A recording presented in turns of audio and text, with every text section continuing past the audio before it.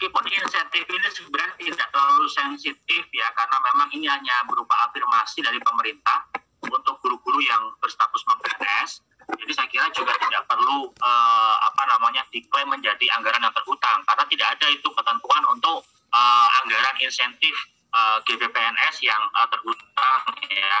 Jadi kalau pemerintah tahun ini punya anggaran 647 miliar, ya sudah, sanggupnya segitu ya segitu gitu.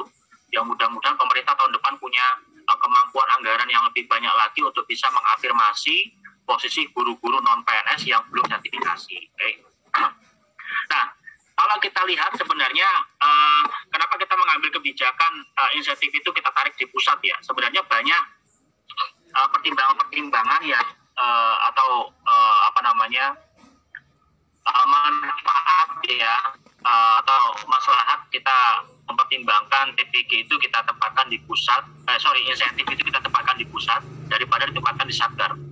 Karena kita melihat selalu setiap tahunnya itu data penerima insentif ini ya sejak itu dimasukkan ke dalam analisa kelayakan di Simpatika itu jauh lebih banyak ya, jauh lebih banyak daripada kuota anggarannya.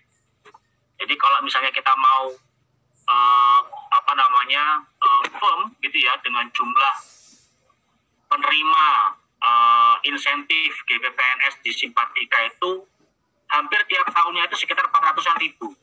Padahal kalau kita lihat alokasi anggaran yang hanya 647 miliar ini ya, itu kalau kita proyeksi satu tahun itu seorang guru itu terima sekitar 3 juta dengan per bulannya terima unit cost 250 ribu, itu mungkin hanya cukup untuk 240-an ribu ya, 240-an ribu guru.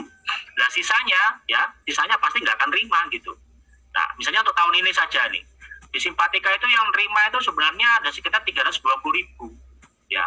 Padahal kalau kita cek kekuatan anggaran itu hanya bisa 215 ribu saja. Nah bagaimana ini dengan untuk menyikapi 104 ribu guru yang lainnya? Nah itu berarti kan mau tidak mau kan kita harus melakukan pengelolaan yang berkeadilan gitu ya. Nah ini gitu. Ini kemarin alhamdulillah teman-teman dari sekretariat di Direktorat Pendidikan Madrasah ya, Pak Kasubag TU dan beberapa rekan yang lainnya itu sudah mengambil skema yang berkeadilan, insya Allah itu nanti bisa secara menyeluruh ya 320 ribu orang guru ini yang dinyatakan layak di Simpatika itu bisa menerima tunjangan insentif ya, meskipun mereka kemungkinan tidak menerima full 12 bulan, mungkin ada yang hanya 6 atau 7 ataupun 8 bulan ya, tidak apa-apa, yang penting mereka terima daripada tidak terima sama sekali. Oke.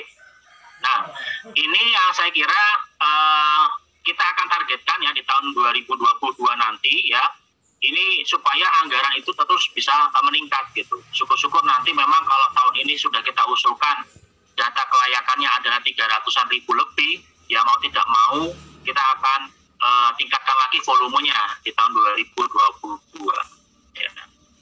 Ataupun nanti kita bisa ambil skema, saya mikir-mikir itu nanti mungkin ya, tapi tidak tahu juga nanti kondisi refocusing tahun 2022 ya, dengan adanya situasi pandemi COVID yang masih melanda, potensi untuk anggaran dipangkas lagi ya, mudah-mudahan anggaran insentif tidak dipangkas lah nanti.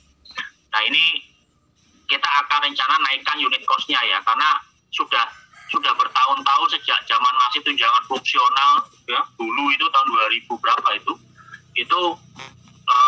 unit cost-nya masih di angka 250 ribu ya. Mudah-mudahan tahun depan itu kuotanya bisa naik dan juga anggaran unit cost-nya juga bisa meningkat. Oke.